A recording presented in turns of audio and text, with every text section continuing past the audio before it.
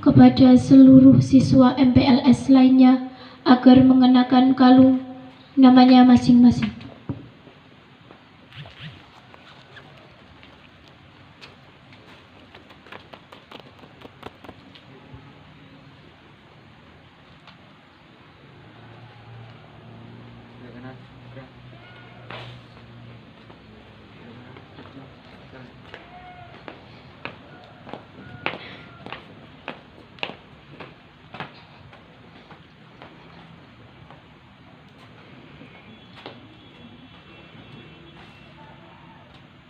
Dinyatakan dibuka.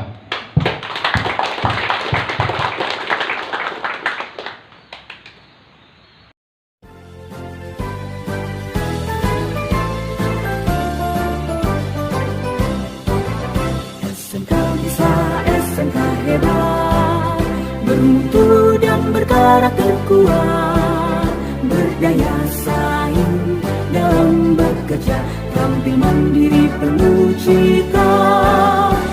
Inilah kita generasi bangsa, potensi yang unggul merata, berwawasan tinggi, berbudi mulia, giat belajar selalu berusaha.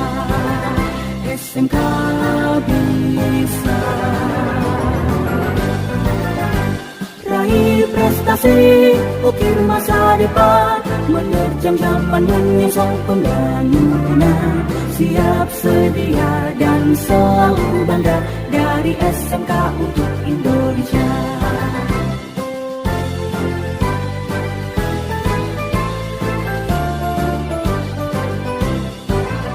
SMK bisa, SMK hebat, bermutu dan berkarakter kuat, berdaya saing dalam bekerja, tampil mandiri penuh cita.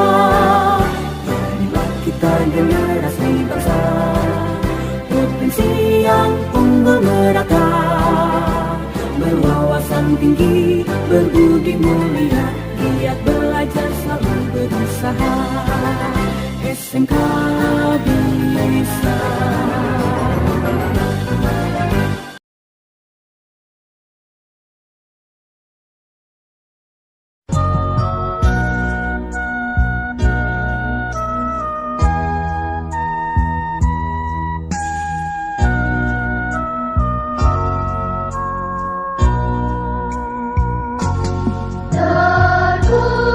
Terpujilah wahai engkau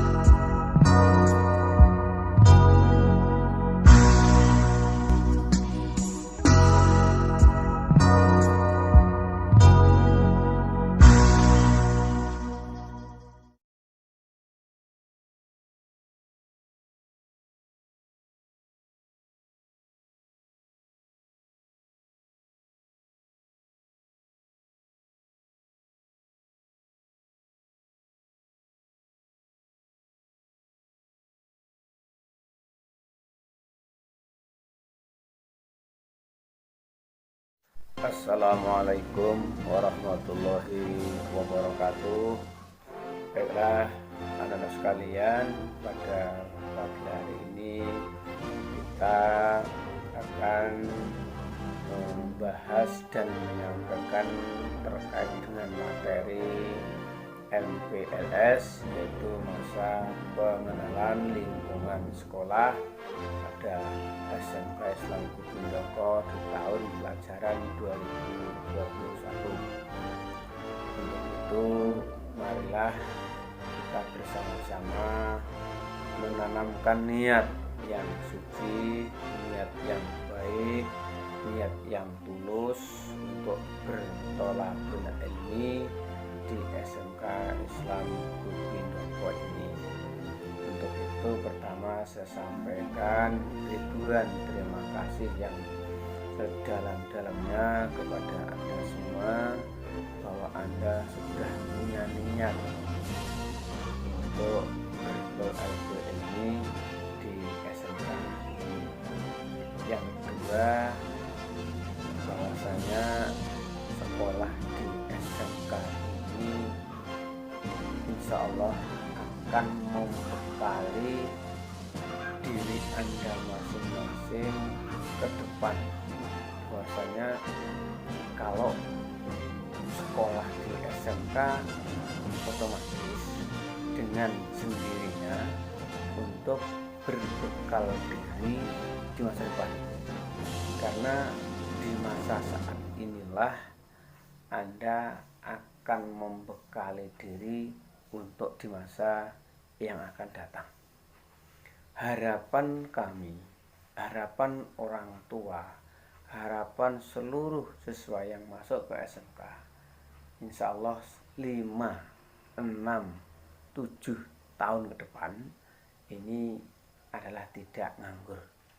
Karena apa? Di era yang akan datang ini pengangguran luar biasa. Luar biasa. Mengapa demikian? Karena kita hitung secara global saja, berapa ribu lulusan SMA yang tidak kuliah, berapa ribu lulusan SMK yang tidak kuliah, berapa ribu lulusan aliyah paket C yang tidak kuliah. Ini otomatis kan banyak yang ingin mencari pekerjaan, sehingga semakin hari semakin banyaknya lulusan SMA, SMK, aliyah, otomatis semua itu harapannya bekerja. Dengan banyaknya lulusan, kemudian sempitnya lapangan pekerjaan, sehingga akan terjadi banyaknya pengangguran. Oleh karena itu, marilah kita bersama-sama untuk menanamkan diri kita masing-masing, yaitu untuk membekali diri sebagai bekal masa depan. Inilah yang terkait dengan Anda memilih jurusan yang ada di SMK ini. Untuk itu, pada hari ini, pagi ini kita akan membicarakan atau membahas terkait dengan materi akhlakul karimah. Anak sekalian yang berbahagia, pentingnya akhlakul karimah di dalam kehidupan sehari-hari ini sangat berharga sekali di dalam kehidupan. Karena apa?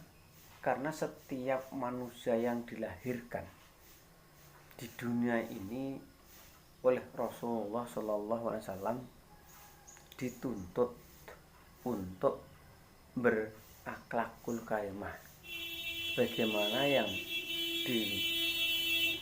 disampaikan oleh Rasulullah di sana, laqad kana lakum fi Rasulillah uswatun hasanah.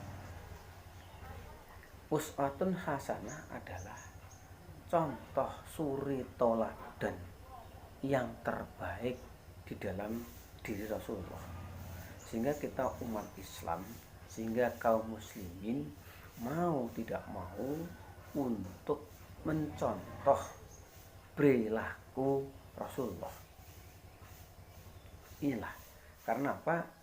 Karena Rasulullah Shallallahu Alaihi Wasallam diutus oleh Allah ke dunia ini adalah untuk menyampaikan, untuk memperbaiki akhlak yang jahat menjadi akhlak yang baik. Konon sejarah membuktikan bahwa ketika Rasulullah Shallallahu Alaihi Wasallam belum dilahirkan ke dunia ini adalah jahiliyah. Dengan kejahilian di masa itu, maka Allah mengutus seorang Rasul, yaitu Nabi Muhammad Shallallahu Alaihi Wasallam. Oleh karena itu, marilah kita mencontoh perilaku Rasulullah walaupun tidak mencapai 100%. Sulit untuk mencapai 100%. Jangankan kok 100%, 2,5 sampai 5%. Kalau kita mencontoh Rasulullah SAW itu sangat sulit. Jadi perilaku, akhlak, sopan santun, adab ini amat sangat diperlukan dalam kehidupan sehari-hari. Sehingga mau tidak mau kita dituntut untuk melakukan suatu perbuatan yang terbaik. Jadi akhlak inilah yang menentukan baik dan buruknya kehidupan sehari-hari. Sebab Rasulullah juga memberikan satu warning yang wajib kita dengarkan. Khairunas ahsanuhum khuluqan. Sebaik-baiknya manusia adalah baik budi pekertinya. Jadi baik di sini adalah bukan baik jasmaninya, bukan. Contoh, orangnya gagah, perkasa, cantik, molek dan sebagainya. Tapi akhlaknya yang kurang baik, inilah yang dikatakan oleh Allah tidak baik. Dikatakan Rasul juga tidak baik. Yang baik di sini adalah baik hatinya, baik tingkah lakunya, baik perilakunya, baik ucapannya. Ini kita mencoba untuk introspeksi diri kita masing-masing, bagaimana sikap kita di setiap hari yang kita jalankan. Dari satu ucapan yang baik, ucapan yang buruk, ini pun juga akan menentukan sikap dan perilaku kita. Contoh, kalau kita ketemu sesama kawan, paling tidak mengucapkan salam, assalamualaikum. Betapa baiknya akhlak seseorang itu. Keluar rumah, salam. Datang dari tempat yang lain, pulang dari sekolah umpamanya, pulang dari pasar umpamanya, pulang dari kantor umpamanya, salam pada keluarga. Ketemu bapak ibu guru, salam. Ketemu siapa saja, menyampaikan salam. Ini menggambarkan bahwa ucapan ini ada juga akhlak yang terbaik. Sama-sama mengucapnya. Contoh, sama-sama mengucapkan kalimat yang baik. Kalau kita dituntut untuk ucapan yang baik, suatu misal Anda berjalan, kemudian kesandung jegrek, mestinya spontan qaulu inna lillahi wa inna ilaihi rajiun. Tapi kadang-kadang tidak seperti itu. Spontanitas, jalan enak-enak, jalan santai-santai, tiba-tiba kita katakanlah kesandung jegrek, bilang dantuk kesandung. Ini akhlak yang tidak baik, akhlak yang dibenci oleh Rasulullah. Maka kita jangan seenaknya kita ngomong, sama-sama ngomonglah yang baik. Bab kullu ma'rufin shadaqatun. Omongan yang baik ini adalah sedekah. Omongan yang baik adalah termasuk sedekah. Jangan dianggap sedekah itu barang saja. Ya, kita sedekahkan harta, uang, atau yang lain-lain, baju, atau beras, atau roti sebagainya. Ini sedekah yang berupa material. Sedekah yang bukan berupa barang, ucapan yang baik, senyum, sapa, salam, sopan, santun, ini adalah sedekah. Maka ketika kita bicara yang baik, ketika kita bicara yang sopan, ini adalah juga sedekah. Sedekah. Oleh karena itu, mari kita mulai pagi hari ini kita mencoba berusaha untuk melakukan yang lebih baik dari segi ucapan. Sekali lagi, ucapan yang baik adalah sedekah. Ucapan yang jelek akan dibenci oleh Allah. Al-kalamatu sayati inda rabbih makruha. Omongan yang jelek ini dibenci oleh Allah. Maka kita jangan asal bicara.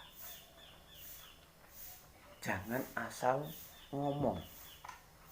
Jadi sebelum bicara harus kita pikir dulu. Omongan yang kurang baik kadang bisa menusuk perasaan orang, akan menjadi sakit hati seseorang. Sakitnya seseorang akan kadang-kadang timbul rasa dendam. Contoh kalimatnya itu banyak sekali. Oleh karena itu, jagalah mulutmu sebelum kita bicara. Kalau asal ngomong gampang. Kalau asal bicara gampang. Tapi ketika kita bicara yang baik, bicara yang sopan, bicara yang lemah lembut, ini akan juga membawa nama baik diri kita masing-masing, membawa nama baik keluarga, membawa nama baik lingkungan. Apalagi Anda masih pelajar, otomatis akan bawa nama baik sekolah. Inilah akhlak dalam bentuk ucapan. Mari kita mencoba. Contoh lagi, jika Anda meminta kepada orang tuamu, minta apa saja kepada orang tuamu, mintalah yang baik dengan kata-kata yang lemah lembut, yang sopan. Contoh, podo-podo ngomongi, podo-podo nyuwune. Kata nyuwun, kata njaluk ini berbeda. Rasanya, ucapannya sama, tapi rasanya berbeda. Sehingga orang itu bisa merasakan suatu ucapan yang lemah lembut, suatu perkataan yang lemah lembut akan terbawa di dalam hatinya. Paling tidak orang tua, anakku kok sopan temen, anakku kok apik temen, anakku kok lemah lembut. Walaupun satu kata yang diucapkan oleh anak dari orang tua akan bisa membaca akan perilakunya anak. Maka ketika kita meminta kepada orang, utamanya pada orang tuamu, pakailah bahasa yang lemah lembut. Orang tua berpikir, pasti berpikir. Kadang-kadang orang tua walaupun tidak minta, ketika kita berbuat baik, pasti semua akan tercurahkan kepada anaknya. Tanpa minta dikasihi, tanpa merengek-rengek dikasihi, karena melihat kebaikan perilaku ucapan anak dengan kata-kata yang lemah lembut. Paling tidak Anda mulai hari ini harus boso dengan orang tuamu. Wajib hukumnya. Bab di sini ada kata birrul walidaini. Berbuat baiklah kepada kedua orang tuamu. Anda lahir karena orang tuamu. Anda ada di dunia ini karena ada orang tuamu. Anda dibesarkan karena orang tuamu. Ingat, saat ini Anda masih punya orang tua. Lihat orang tuamu, bagaimana merawatmu, bagaimana membesarkan kamu. Semua adalah berkat perjuangan orang tuamu. Kita lihat, ketika orang tuamu masih mengandung, bayangkan 9 bulan 10 hari. Semakin hari semakin payah, lemah bertambah lemah. Anda bayangkan saja saat ini, betapa rekasannya, betapa repotnya orang yang mengandung seorang bayi yang selama 9 bulan 10 hari. Dengan bahasa saya kasarnya, ngitan digowo, ngulon digowo, ngalor digowo, ngidel digowo, melaku abot, turu rumah angel, turu miring angel, opo meneh mengkurep. Inilah perjuangan seorang tuamu ingin membesarkan kamu. Begitu melahirkan taruhan nyawa, hidup mau, mati pun mau. Karena perjuangan dalam melahirkan itu katanya sulit dan sakit. Untung saya belum pernah melakukan seperti itu. Kalau kita bayangkan dan merenungkan, baiklah anak sekalian, bicara masalah akhlak itu tidak akan selesai. Sampai kapanpun tidak akan selesai. Oleh karena itu, mari kita berupaya yang lebih baik. Upaya kita adalah memperbaiki perilaku yang tidak baik menjadi yang baik, omongan yang tidak baik menjadi yang baik, perilaku tindakan-tindakan yang dulunya tidak baik sekarang akan menjadi baik, karena kita semakin hari semakin dewasa.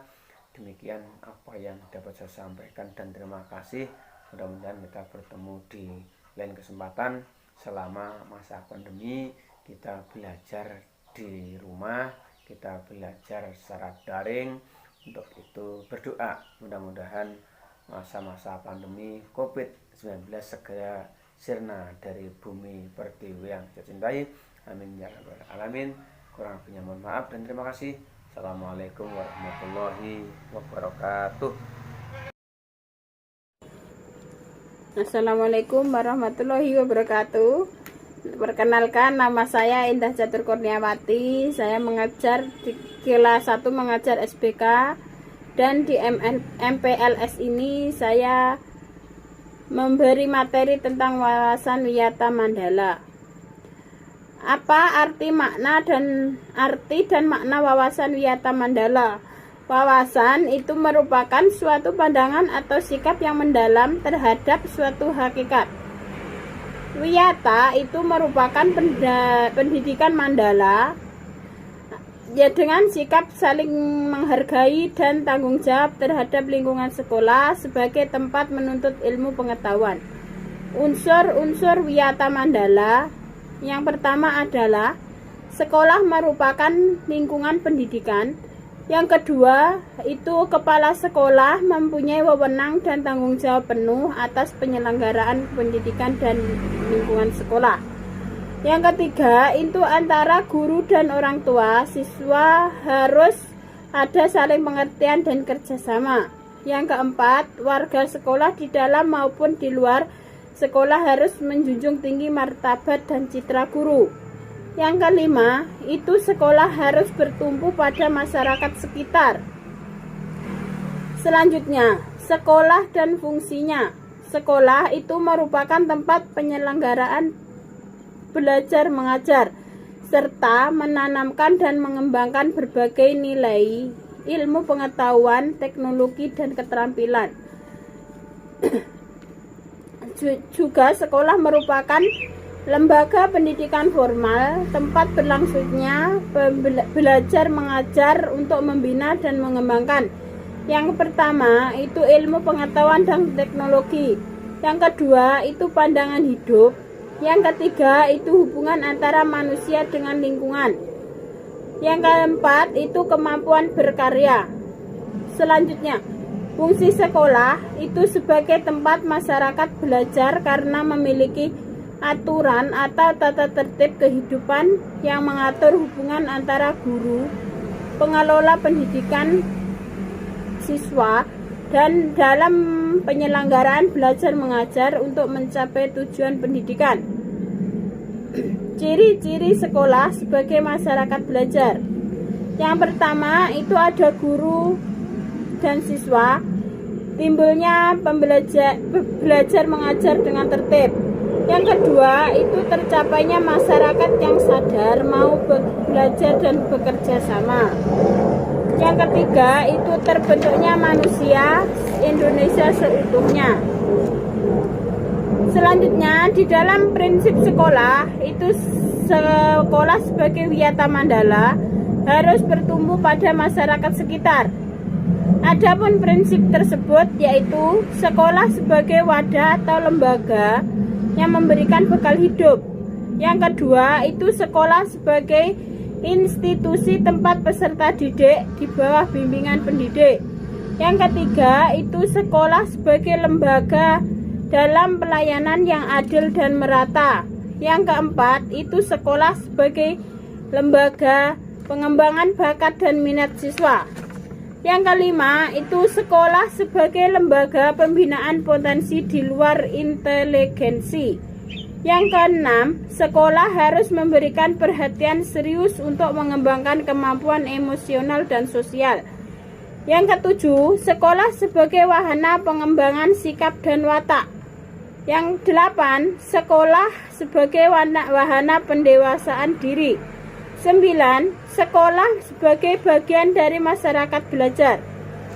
Adapun penggunaan sekolah. Sekolah sebagai suatu lembaga pendidikan yang diperuntukkan sebagai tempat proses kegiatan belajar mengajar.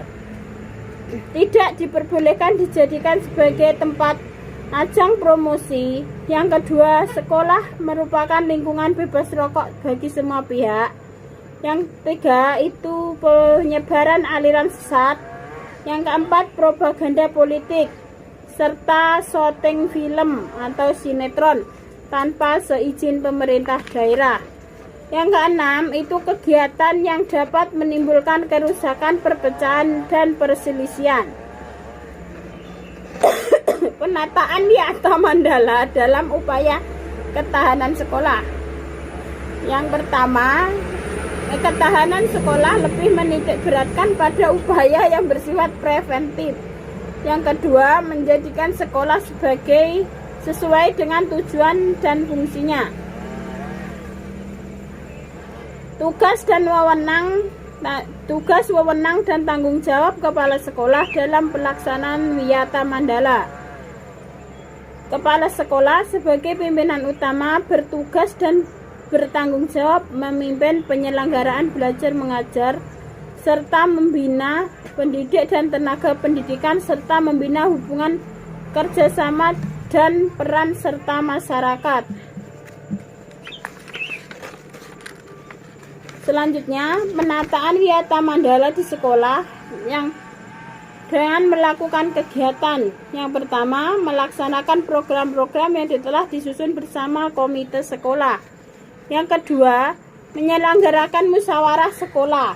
Yang ketiga, menertibkan lingkungan sekolah baik yang berbentuk perangkat keras Yang keempat, mengadakan pertemuan baik rutin maupun insidental yang bersifat intern di sekolah, termasuk kepala sekolah, pendidik, orang tua, siswa, dan siswa.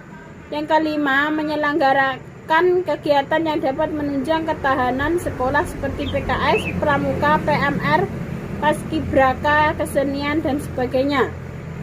Selanjutnya, mekanisme dalam pelaksanaan Wiyata Mandala. Yang pertama itu tahap preventif, upaya untuk meniadakan peluang-peluang yang dapat memungkinkan terjadinya kasus-kasus negatif di sekolah. Yang pertama, kasus negatifnya yang pertama adalah memelihara sekolah dan lingkungan sekolah serta menciptakan kebersihan dan ketertiban. Yang kedua, menciptakan suasana yang harmonis antara pihak pendidik atau staf dan siswa serta penduduk di sekitar sekolah. Yang ketiga, membentuk jaring-jaring pengawasan atau kontrol. Yang keempat, menghilangkan bentuk-bentuk perpeloncoan pada saat MOS. Yang kelima, meminimalisir keterlibatan kelompok maupun perorangan dalam kegiatan sekolah. Yang keenam, itu mengisi jam-jam kosong dalam pelajaran atau kegiatan ekstra lainnya. Selanjutnya, yang kedua, tahap represif, upaya untuk menindak siswa yang telah melanggar peraturan-peraturan dan tata tertib sekolah. Upaya represif seperti mendamaikan para pihak yang terlibat perselisihan. Yang kedua, membatasi areal tempat terjadinya aksi. Yang ketiga, menetralisir isu-isu yang berkembang dan mencegah timbulnya isu-isu baru. Yang keempat, berkoordinasi dengan pihak keamanan apabila terdapat pihak luar sekolah yang melanggar keamanan. Yang kelima, mengungkap lebih lanjut keterlibatan pihak luar sekolah. Yang keenam, mengikut sertakan para ahli untuk mengadakan bimbingan dan penyuluhan. Selanjutnya, 7, memberikan sanksi sesuai tata tertib yang berlaku. Sekian penjelasan dari saya, mungkin ada yang kurang, mohon dimaafkan. Assalamualaikum warahmatullahi wabarakatuh.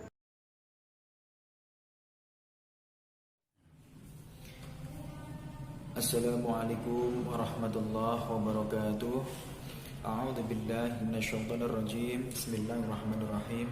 Alhamdulillah nahmaduhu wa nasta'inuhu wa nastaghfiruh wa na'udzu billahi min syururi anfusina wa min sayyiati a'malina. May yahdihillahu fala mudilla lahu wa may yudlil fala hadiya lahu. Asyhadu an la ilaha illallah wahdahu la syarika lahu wa asyhadu anna Muhammadan 'abduhu wa rasuluh. Allahumma shalli ala sayyidina Muhammad wa ala alihi wa ashabihi wa mawalah, amma ba'du. Peserta MPLS, siswa dan siswi baru SMK Islam Kupindongko yang berbahagia, alhamdulillah, perlu kita syukuri kepada Allah Subhanahu wa taala kenikmatan ini, yaitu kenikmatan zahir batin. Sehingga pada kesempatan yang penuh barokah ini kita masih diberikan kesempatan untuk menghirup udara di dalam dunia ini. Banyak dari saudara-saudara kita yang sudah mendahului kita pulang ke rahmatullah, ya, gara-gara adanya COVID-19 ini. Ini perlu kita syukuri benar-benar, ya. Jadi jangan sampai kenikmatan ini membuat kita lalai akan bersyukur kepada Allah. Karena Allah Subhanahu wa taala telah berfirman, la in syakartum la azidannakum wa la in kafartum inna adzabi lasyadid. Barang siapa bersyukur kepadaku, maka aku akan menambah nikmat. Akan tetapi barang siapa yang mengkufuri nikmatku, maka siksaanku akan sangat pedih. Itu adalah firman dari Allah. Itu adalah Allah sendiri yang berkata seperti itu. Maka dari itu, marilah semampu kita, dengan lisan kita minimal, maka kita harus mengucapkan syukur, yaitu dengan mengucap alhamdulillahirabbil alamin. Salatu wassalamu biqaulina Allahumma sholli wa sallim wa barik alaih. Semoga tetap tercerahkan kepada junjungan kita Nabi Agung Muhammad sallallahu alaihi wasallam. Semoga kita kelak di yaumil qiyamah nanti diakui sebagai umatnya yang mendapatkan syafaat di yaumil qiyamah. Amin Allahumma amin. Peserta MPLS yang berbahagia, perkenalkanlah saya, nama saya adalah Fathul Anam, yaitu guru mata pelajaran agama Islam di SMK Islam Kupindongko. Ya, saya pada kesempatan kali ini akan memberikan materi terkait akhlakul karimah. Baiklah, anak-anakku yang berbahagia, mendengar tentang berbicara tentang akhlakul karimah tentunya tidak asing bagi kita semua. Mulai dari SD, SMP, itu sudah banyak diperkenalkan kepada kita akhlakul karimah. Apa itu akhlakul karimah? Itu akhlak yang mulia. Akhlak mulia ini tidak semua orang memiliki. Karena apa? Akhlakul karimah ini adalah akhlaknya para nabi, akhlaknya para malaikat. Tidak diberikan kepada orang yang sembarangan. Jadi orang kalau tidak baik otomatis tidak memiliki akhlakul karimah, karena akhlakul karimah ini adalah jaminannya surga. Yang kita ketahui surga itu adalah penuh dengan kenikmatan. Apapun yang kita inginkan akan tercapai. Kan tetapi untuk mencapai surga itu tidaklah mudah, maka kita syaratnya adalah mempunyai iman dan juga mempunyai akhlakul karimah. Seperti hadis Nabi Muhammad SAW, A'udzubillahi minasyaitonirrajim. Bismillahirrahmanirrahim. Akmalul mu'minina imanan, ahsanuhum khuluqan. Orang beriman yang paling sempurna imannya adalah orang yang terbaik akhlaknya. Nah, ini membuktikan bahwa syarat kita menjadi orang yang baik itu adalah pertama mempunyai iman, yang kedua adalah kita harus baik akhlaknya. Tidak mungkin orang yang beriman tetapi dia tidak mempunyai akhlakul karimah. Dan juga tidak mungkin juga orang mempunyai akhlakul karimah tetapi tidak iman. Nah, jadi antara dua-duanya ini harus saling bersinambungan. Maka dari itu anak-anakku yang berbahagia, di awal tahun ini peserta MPLS ini harus mempunyai niatan yang baik. Kamu sekolah di SMK Islam Kupindongko ini harus mempunyai tekad yang kuat, yaitu untuk mencari ridha Allah Subhanahu wa taala dan juga untuk menghilangkan kebodohan kalian semua. Itu adalah niatan yang paling utama. Insyaallah ketika kamu sudah mempunyai niatan yang baik dan didukung dengan belajar yang tekun, belajar yang giat, insyaallah kamu akan menjadi orang-orang yang sukses. Siapa coba yang tidak ingin sukses dunia dan akhirat? Siapa yang tidak ingin bahagia hidupnya? Tidak ada kan? Yang pasti semua akan memiliki cita-cita menjadi hidup atau memiliki kehidupan yang mulia. Tetapi kehidupan yang mulia itu tidak lepas dari yang namanya akhlakul karimah. Coba bayangkan, kalau kamu tidak baik dengan tetanggamu, apakah kamu akan diberi kebaikan juga oleh tetanggamu? Kan tidak mungkin. Nah, itu adalah salah satu contoh. Contoh lain, kalau kamu contohnya mau membantu kepada saudaramu, insya Allah saudaramu juga akan membantu. Itu adalah salah satu contoh akhlakul karimah. Maka tanamkanlah akhlakul karimah itu mulai sekarang. Jangan sampai kamu tunda-tunda, besok dan besok. Ingat ya, jadi kamu harus mempunyai niatan dulu. Semangat belajar, semangat berjuang. Itu adalah salah satu pondasi kamu memiliki akhlakul karimah. Yang mana akhlakul karimah ini adalah sifatnya atau akhlak-akhlaknya para rasul atau para nabi. Seperti hadis Nabi Muhammad SAW, A'udzubillahi minasyaitonirrajim. Bismillahirrahmanirrahim. Innama bumistu liutammima makarimal akhlak. Hadis rawahu Ahmad. Jadi ini adalah hadis sahih. Nabi itu tidak diperintah atau tidak diutus atau tidak juga dilahirkan ke dunia ini melainkan untuk memperbaiki akhlak. Nah, Apakah akhlak orang-orang terdahulu sebelum Nabi Muhammad itu buruk? Iya. Bayangkan saja, orang-orang zaman dulu itu menyembah berhala. Banyak dari mereka yang minum minuman khamr, judi, perbuatan yang melanggar norma-norma agama lainnya. Itu adalah perbuatan yang tidak baik, yang tidak mencerminkan daripada akhlakul karimah. Untuk itu Nabi Muhammad SAW dilahirkan ke dunia ini yaitu untuk membaguskan atau untuk memperbaiki akhlak-akhlak yang tidak baik tadi. Untuk itu kepada anak-anakku, apa ya istilahnya, kalau saya sampaikan akhlak ini di momen ini maka tidak akan cukup waktunya. Nah, saya sarankan yaitu kamu teruslah belajar dulu.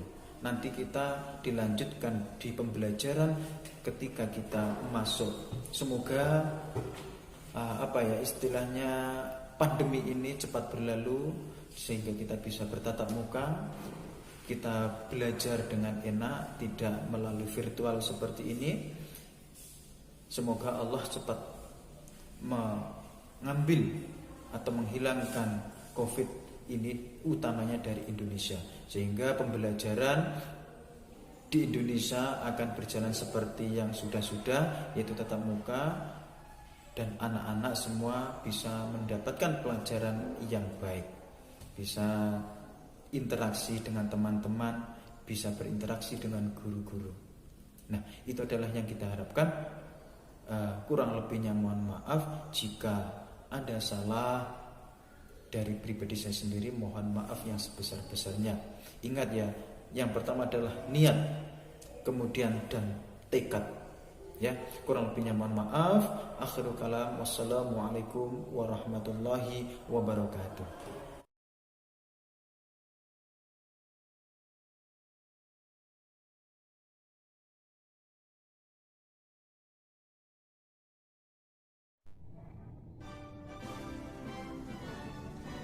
Bismillahirrahmanirrahim. Assalamualaikum warahmatullahi wabarakatuh. Puji syukur kepada Allah Subhanahu wa taala yang mana pada pagi hari ini kita senantiasa masih diberi limpahan rahmat serta kesehatan, dan tak lupa marilah kita sanjungkan sholawat salam buat junjungan kita Nabi besar Muhammad SAW yang telah menuntun kita, membimbing kita dari zaman jahiliyah hingga zaman yang modern seperti sekarang ini.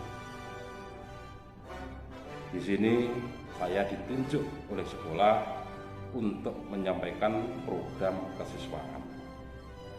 Terlebih dahulu saya akan memperkenalkan diri saya. Nama saya Budi Krisbianto, sering dipanggil Pak Kris. Adapun program kesiswaan yang akan saya sampaikan di sini ada 2 poin, yaitu poin pertama terkait peraturan siswa di SMK dan larangan siswa dalam proses pembelajaran. Poin yang kedua terkait dengan ekstrakurikuler yang ada di SMK Islam Budi Dongko. Untuk peraturan ke-1, siswa datang tepat waktu dalam proses pembelajaran. Peraturan yang kedua, siswa harus memakai seragam yang sesuai ditentukan oleh pihak sekolah sesuai dengan harinya. Yang ketiga, kehadiran siswa harus 80% dari jam masuk.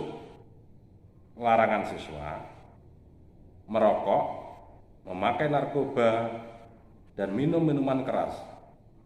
Larangan yang kedua, siswa tidak diperbolehkan untuk mewarna rambut, memanjangkan rambut, atau memanjangkan kuku. Kita masuk ke poin 2 terkait dengan ekstrakurikuler. Di sini di SMK Gubindongko kita mengambil 2 ekstra, yaitu yang pertama ekstra kepramukaan yang bertujuan untuk melatih siswa menjadi siswa yang disiplin, bertanggung jawab, serta melatih jiwa kepemimpinan sehingga nantinya juga ke arah berprestasi. Poin ekstra yang kedua yaitu ekstra bola voli, bertujuan mengembangkan potensi diri serta menjadikan kesehatan pada jasmani sehingga nantinya bisa berprestasi.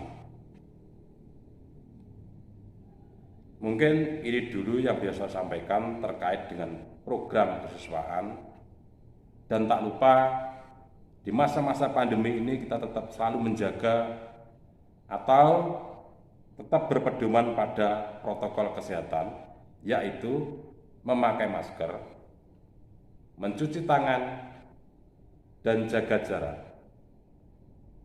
Akhirul salam, wabillahi taufiq wal hidayah. Wassalamualaikum warahmatullahi wabarakatuh. Assalamualaikum warahmatullahi wabarakatuh. Selamat pagi pada anak-anakku kelas 10 SMK Islam Hubi Dongko.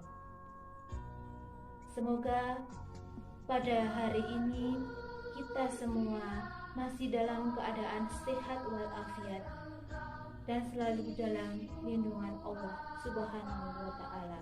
Amin. Pertama-tama saya ucapkan selamat kepada anak-anakku kelas 10 yang pada hari ini telah resmi menjadi keluarga besar SMK Islam Hubi Dongko. Anak-anakku yang saya cintai, perkenalkan, nama saya Ibu Litfitra Khomariaden.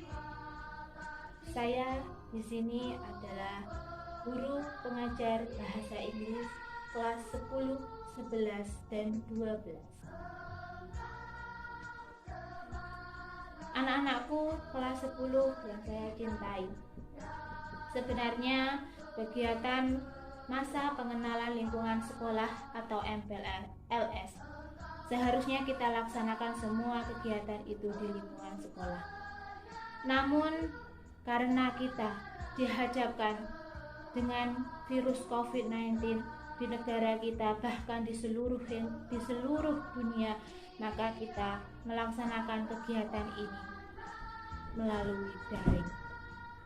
Namun begitu, walaupun kita hanya melakukan kegiatan melalui daring, saya berharap kalian tetap semangat untuk mengejar cita-cita kalian. Seperti anjuran pemerintah, kita harus selalu untuk menerapkan protokol kesehatan. Kita sering mendengar dengan istilah 3M. Yang pertama adalah kita harus selalu untuk menggunakan masker dimanapun kita berada. Ketika kita beraktivitas di sekolah, ketika kita beraktivitas di luar rumah, ketika kita beraktivitas di lingkungan masyarakat, kita harus selalu menggunakan masker. Karena dengan kita menggunakan masker, maka kita membantu pemerintah mencegah penyebaran virus COVID-19. Yang protokol kesehatan yang kedua adalah kita harus sering-sering untuk mencuci tangan. Ketika kita melakukan kegiatan di luar, kemudian kita kembali ke rumah, maka kita harus mencuci tangan. Ketika kita berada di sekolah, sebelum kita masuk ke kelas, kita juga harus mencuci tangan dengan memakai sabun. Dalam Islam pun kita dianjurkan untuk senantiasa menjaga kebersihan.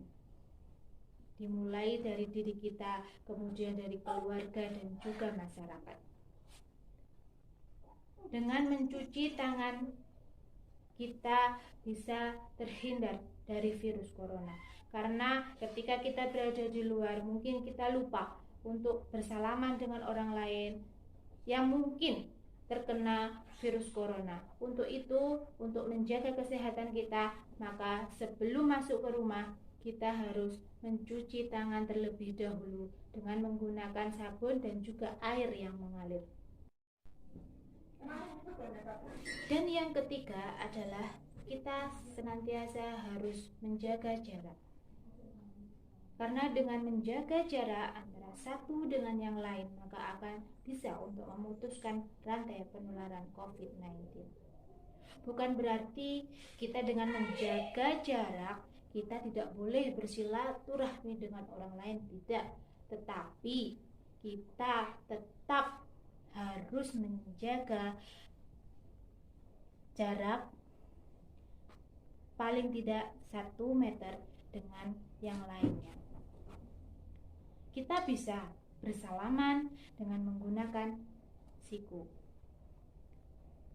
Ini bukan berarti kita tidak menghormati orang lain, tidak. Tapi kita membantu pemerintah untuk menjaga atau mengurangi angka penyebaran COVID-19. Anak-anakku kelas 10 yang saya cintai, tentunya kalian sudah diterima di SMK Islam Kubinongko, ingin mengetahui, ingin mengenal, ingin bersilaturahmi dengan Bapak Ibu guru yang ada di SMK Islam Kubinongko. Kita tetap bisa bersilaturahmi, kita tetap bisa berkomunikasi dengan Bapak Ibu guru yang ada di sekolah, dengan teman-teman kita, meskipun kita hanya melalui daring. Anak-anakku kelas 10 yang saya cintai, kita memang dihadapkan pada wabah yang sudah hampir 3 tahun kita dihadapi dengan COVID-19 ini.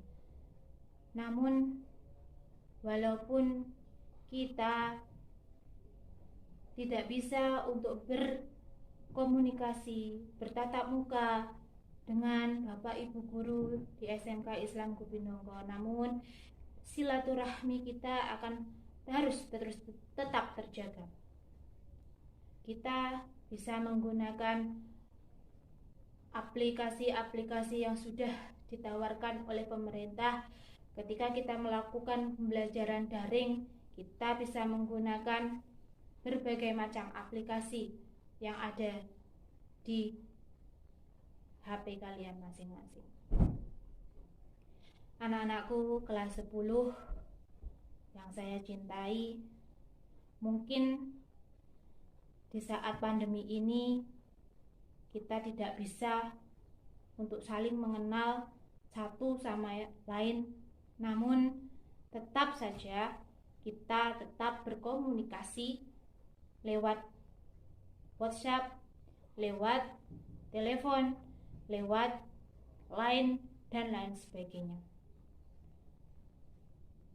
Walaupun demikian, marilah kita berdoa semoga pandemi ini segera berakhir, sehingga kita semua bisa melakukan kegiatan apapun di sekolah tanpa harus takut terkena virus, tanpa harus takut menulari orang lain.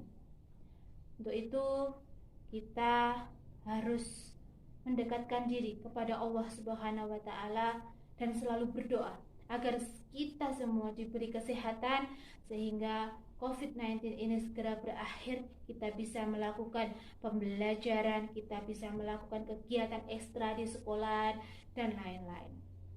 Anak-anakku yang saya cintai, materi untuk hari ini yaitu tentang pentingnya protokol kesehatan. Saya berpesan kepada kalian, walaupun kalian belajar dari rumah, walaupun kalian melakukan aktivitas dilarang oleh pemerintah di luar, tapi tetap kita harus memperhatikan protokol kesehatan. Kita harus menjaga diri kita, harus menjaga keluarga kita. Jadi jangan sampai kita lalai. Ketika kita keluar rumah, jangan lupa memakai masker. Kemudian setelah beraktivitas di luar rumah, jangan lupa untuk mencuci tangan. Dan yang terakhir adalah kita harus menjaga jarak.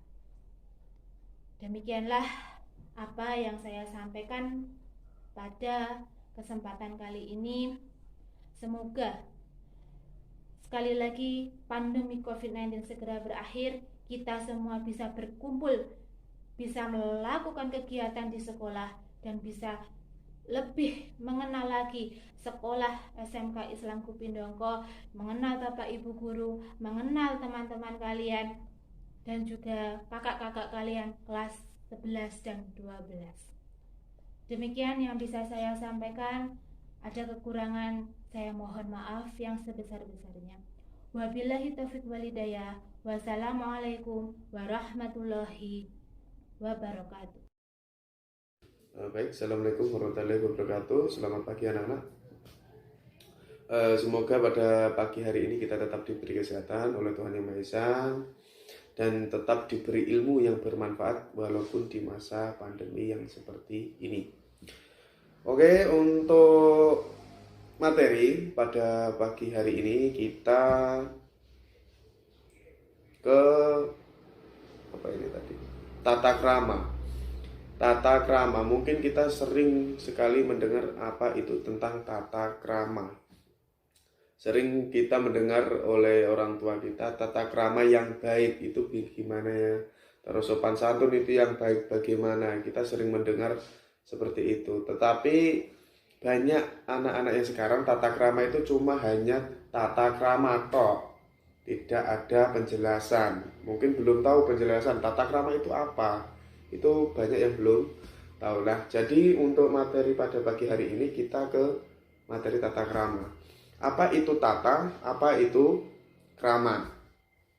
Nah,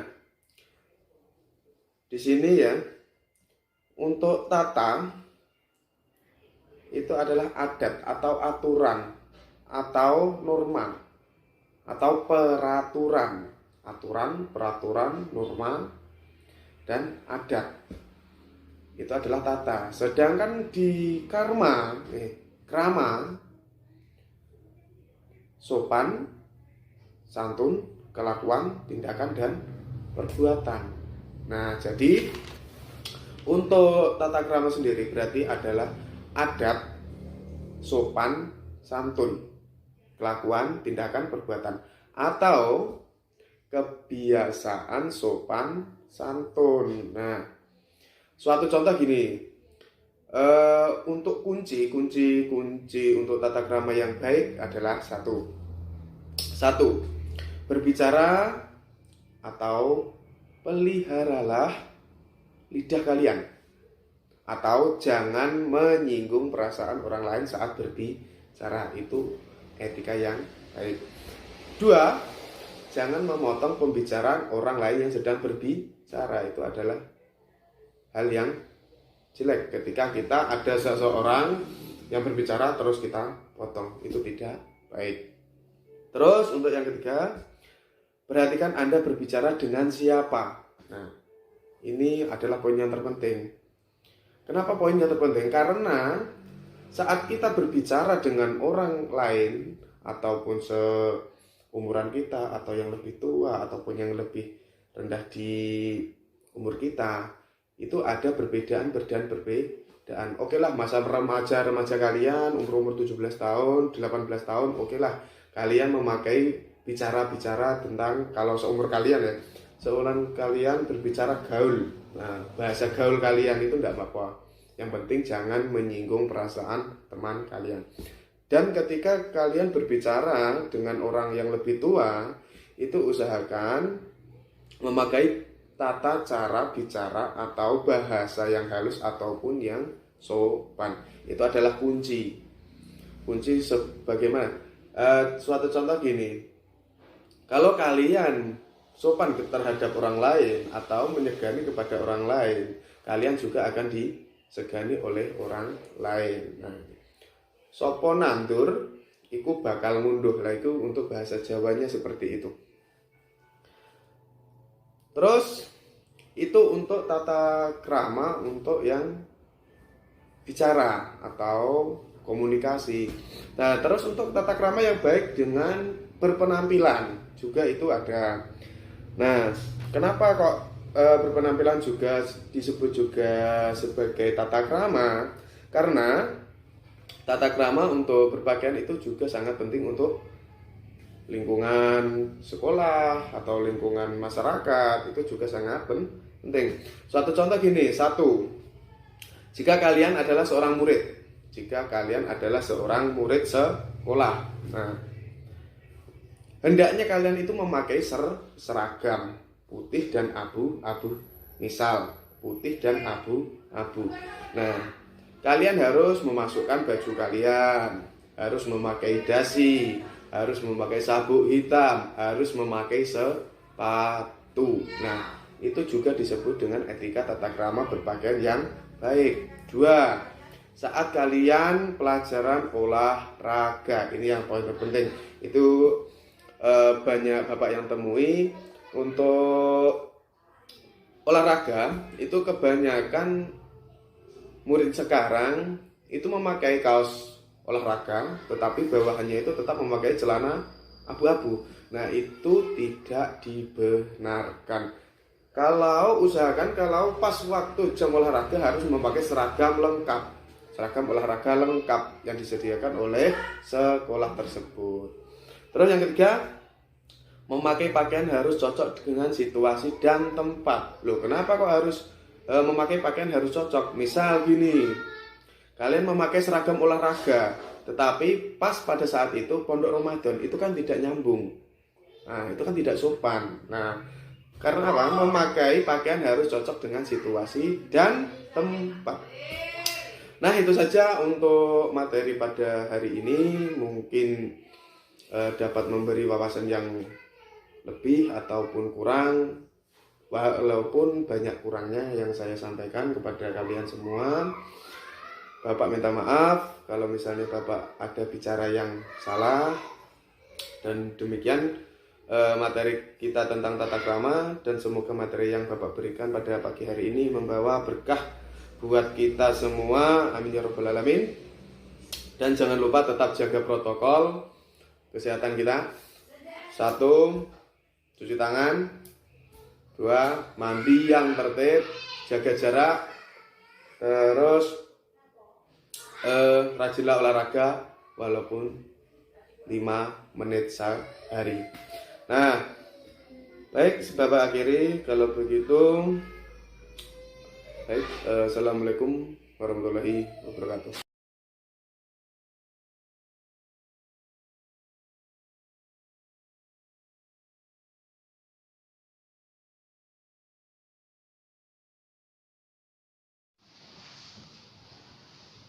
Bismillahirrahmanirrahim. Assalamualaikum warahmatullahi wabarakatuh. Selamat pagi menjelang siang kepada rekan-rekan sewa baru peserta MPLS tahun 2021 tahun 2022 untuk peserta didik baru dalam materi pengenalan bengkel. Nama saya Taryono ST, guru produktif.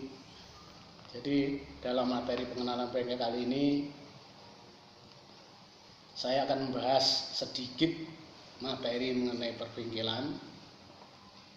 Adapun materi-materi yang akan saya sampaikan meliputi tool, media praktek. Tentu saja dalam perbengkelan harus ada siswa, ya. Tool atau peralatan yang digunakan dalam bengkel harus perfect atau sempurna untuk digunakan, lengkap sesuai dengan speknya masing-masing. Itu tool yang digunakan. Untuk media praktek tergantung pada spek mesin yang digunakan. Jadi untuk motor-motor Eropa, motor Jepang atau motor Asia terutama, itu harus memiliki tool yang cocok dengan penggunaan motor tersebut. Oke. Untuk media praktek dan tool harus ada hubungan yang cocok. Kira gitu. Oke. Di dalam perbengkelan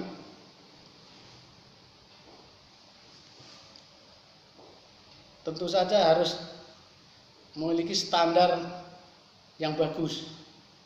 Oke. Untuk standar nasional bahkan untuk standar internasional.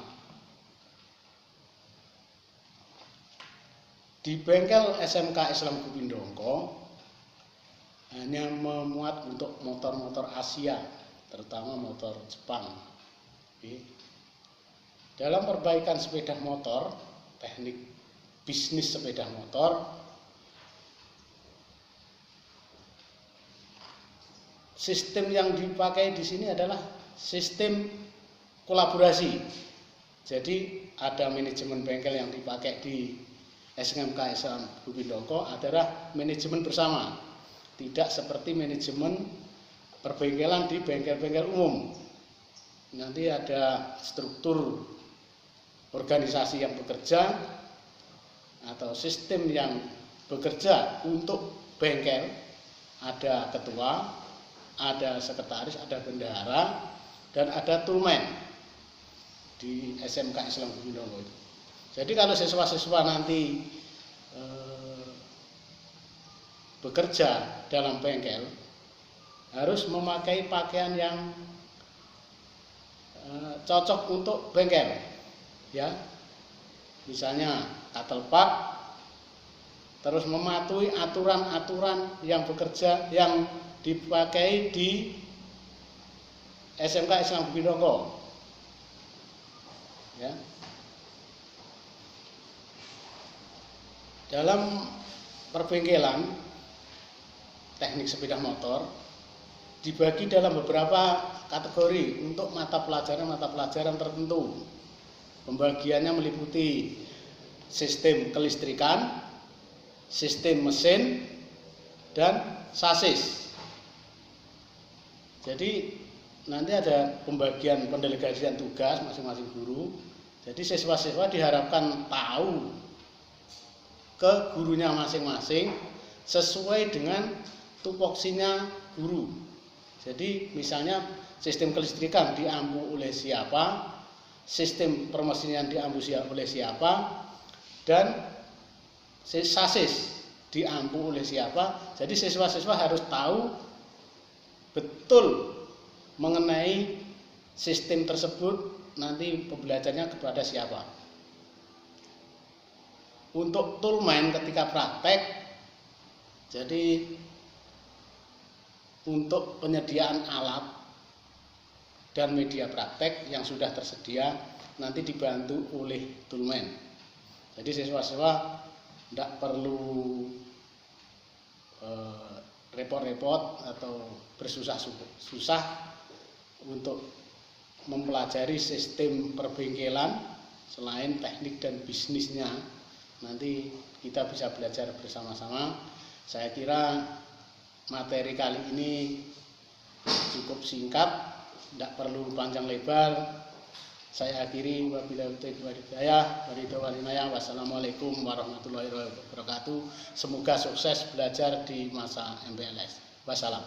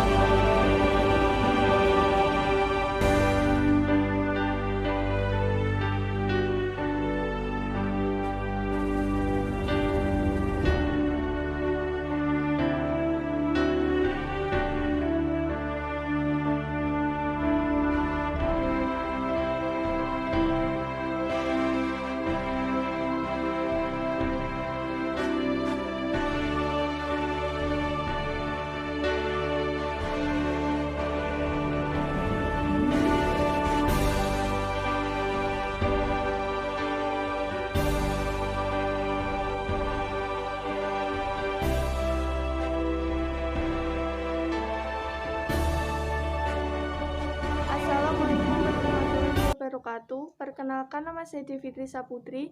Di sini saya akan menjelaskan tentang keorganisasian OSIS.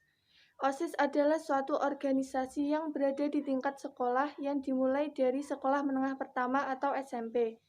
OSIS diurus dan dikelola oleh murid-murid yang terpilih serta dibimbing oleh guru dari pihak sekolah. OSIS adalah satu-satunya wadah organisasi siswa yang sah di sekolah. Oleh karena itu, setiap sekolah wajib membentuk organisasi siswa intrasekolah atau OSIS yang tidak mempunyai hubungan organisatoris dengan OSIS di sekolah lain dan tidak menjadi bagian atau alat organisasi yang ada di luar sekolah. Sekian penjelasan saya mengenai organisasi OSIS. Wassalamualaikum warahmatullahi wabarakatuh.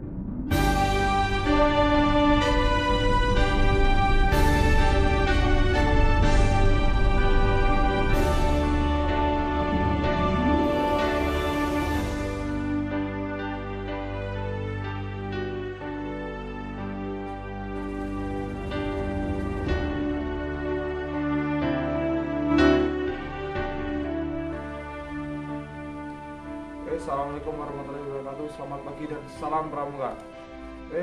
Kembali lagi bersama saya, dan di sini saya mewakili dari Dewan Ambalan Wisakini Musikawati SMK Islam Dongko.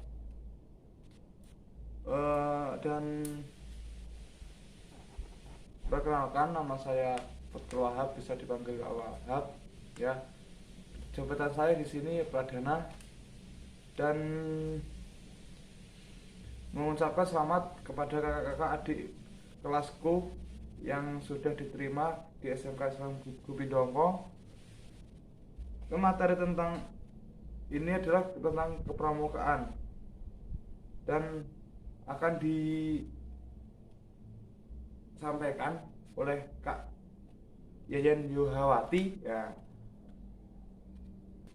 Oke, sebelum ke materi ya, saya akan jelaskan satu persatu ya, semua atau tidak semua belum saya pikirkan. Akan saya jelaskan mengenai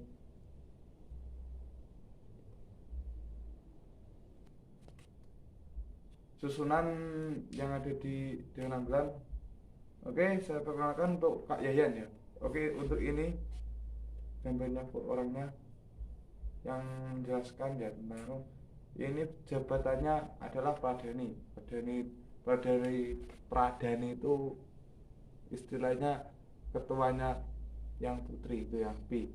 Terus selanjutnya sekretaris ya, bukan sekretariat. Sekretaris ada Kak Rizka Octavia. Oke, untuk ini gambarnya. Lanjut ada bendahara ada Kak Fitri ya, Safitri, ini gambarnya. Terus ada lagi kebersihan ada Kak Aris. Nah, Kak Aris ya, ada Kak Aris untuk gambarnya ini. Terus lagi ada perlengkapan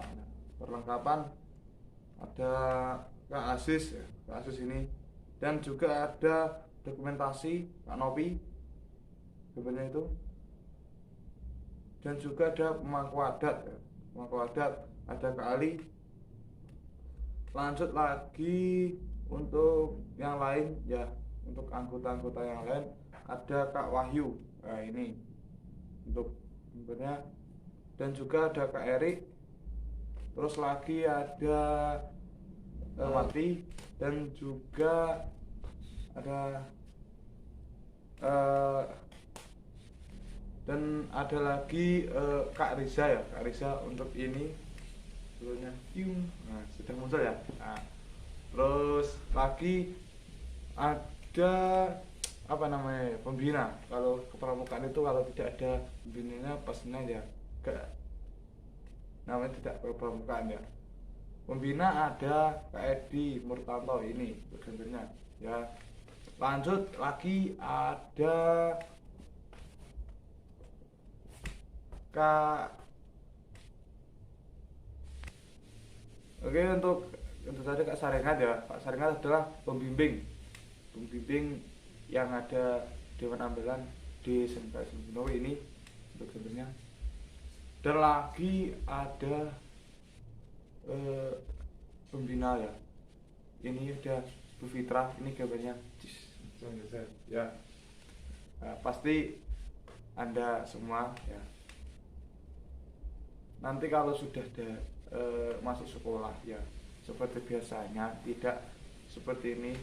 Sebenarnya saya juga sudah nggak sanggup ya untuk daring saja. Kalau kalian sudah nanti bisa masuk sekolah seperti biasanya, pasti kalian akan bertemu dengan Bu Fitra ini ya. Dia adalah guru bahasa Inggris ya. Guru bahasa Inggris. Oke, untuk penjelasannya tentang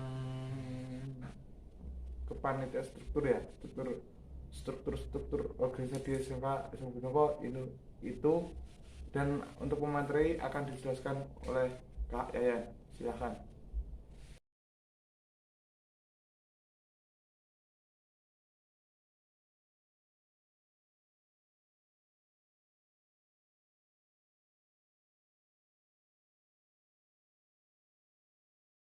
Assalamualaikum warahmatullahi wabarakatuh.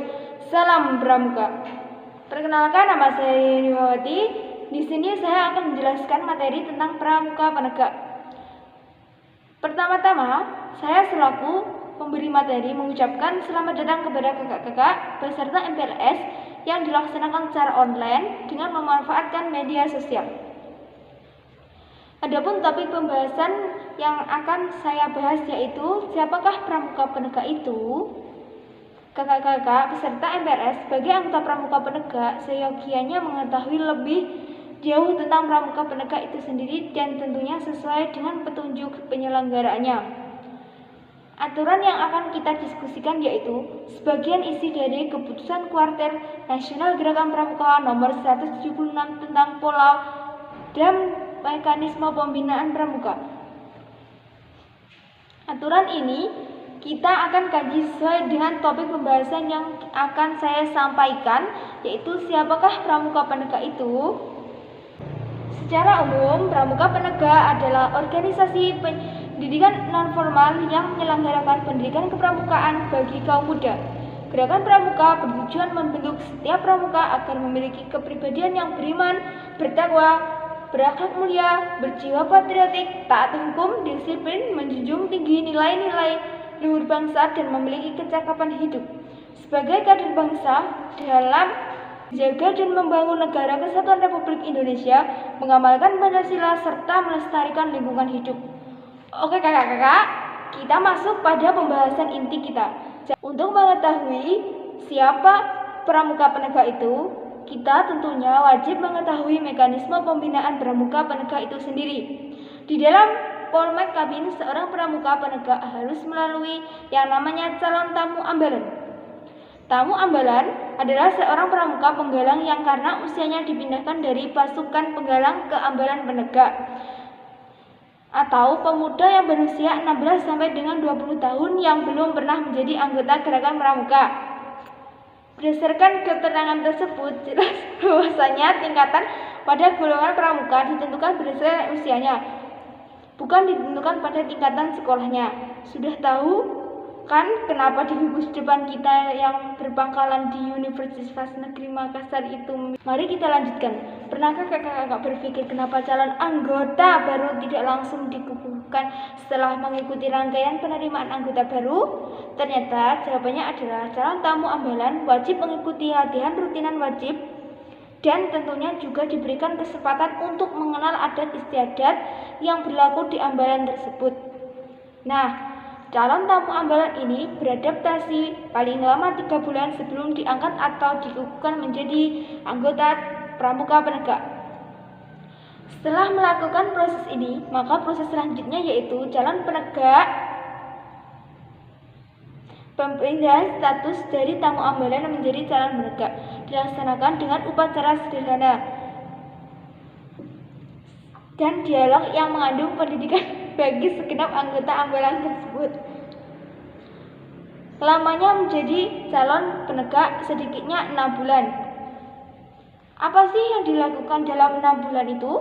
Selain mengikuti latihan rutin dan pertemuan lainnya. Disinilah calon penegak diberikan kesempatan untuk melaksanakan ujian SKU Bantara sebagai syarat menjadi pramuka penegak.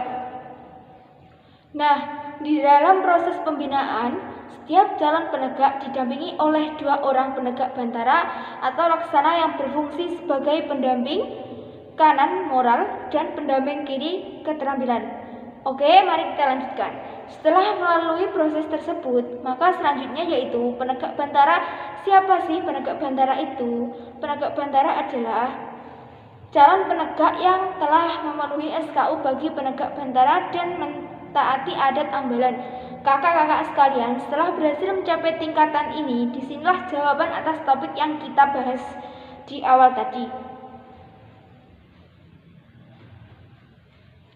Berdasarkan keterangan di atas, pramuka penegak adalah pramuka yang telah menyandang TKU dan telah melalui mekanisme pembinaan sesuai dengan Polmekabin. Sekian materi yang saya sampaikan dan tentunya sesuai dengan Polmekabin tahun 2013. Saya selaku pemberi materi kegiatan ini mengucapkan terima kasih kepada semua pihak yang terlibat. Semoga apa yang dapat saya sampaikan menambah wawasan kita terkait dengan pramuka penegak. Satyaku kudarmakan, dharma kuku baktikan. Wassalamualaikum warahmatullahi wabarakatuh. Baik, itu tadi materi dari kepemimpinan yang dijelaskan oleh Kak Yeyen. Semoga kakak semua bisa memahami ya dari ilmu itu tadi. Dan dari Ambalan Wisangkeni Mustikawati SMK Sumedongko ya juga tidak hanya itu saja, juga pernah ikut ya event-event besar yang ada di Kabupaten Trenggalek, mulai dari FBKK. BKK itu seperti ini ya untuk foto-fotonya ini ya. Dan juga ada Raicap ya, Raicap juga ada WW Perkemahan Wirakarya ini foto ya. Terus lagi ada apa ya namanya, istilahnya kegiatan kita pribadi ya. Kegiatan kita pribadi biasanya kalau tidak ada ini ya PPKM ini, biasanya setiap masuk pertama MPLS ya 1 minggu itu biasanya kita diwajibkan untuk persari atau persami ya, untuk menjalankan lingkungan sekolah ya. Lingkungan sekolah itu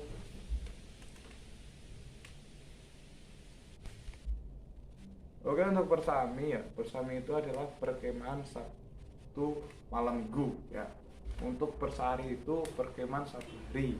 Dan oke, untuk foto ini ya, foto ini adalah kegiatan persami pada MPLS pertama angkatan saya ya. Itu pada tahun 2029.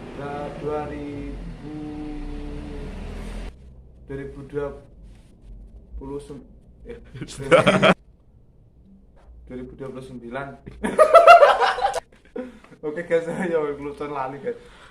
2019 guys ya. Itu foto kegiatan 2019 untuk angkatan saya. Terus lagi apa ya? Materinya ya banyak lah intinya.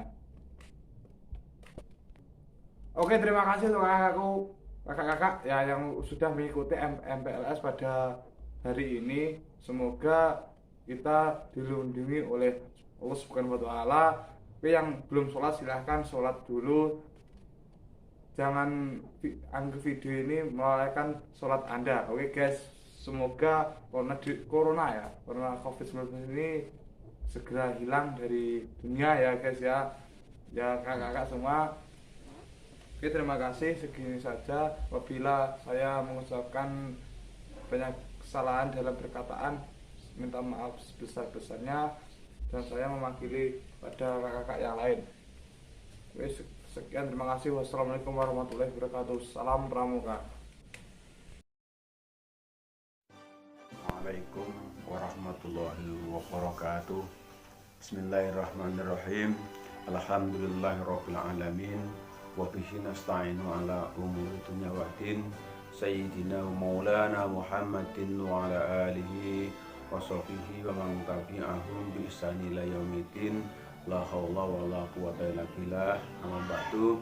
Bapak Ibu dan karyawan-karyawati SMK Islam Bindongko yang saya hormati, peserta MPLS SMK Islam Bindongko yang saya banggakan dan yang saya cintai, sejenak mari kita bersama-sama menundukkan kepala seraya memanjatkan puji syukur dari Allah Subhanahu wa taala yang telah melimpahkan rahmatnya, taufiknya, hidayahnya kepada kita semua sehingga sampai saat ini kita masih diberi kekuatan oleh Allah, kesehatan jasmani, rohani, lahir dan batin, sehingga dapat melaksanakan tugas dalam keadaan sehat walafiat, tidak ada halangan suatu apapun. Kedua kalinya sholawat dan salam kita sanjungkan ke pangkuan beliau Rasulullah Muhammad Sallallahu Alaihi Wasallam yang telah membina umatnya minat dulumat silan nur. Mudah-mudahan kita nantinya mendapatkan syafaatnya baik hidup di dunia maupun kelak yaumul kiamah.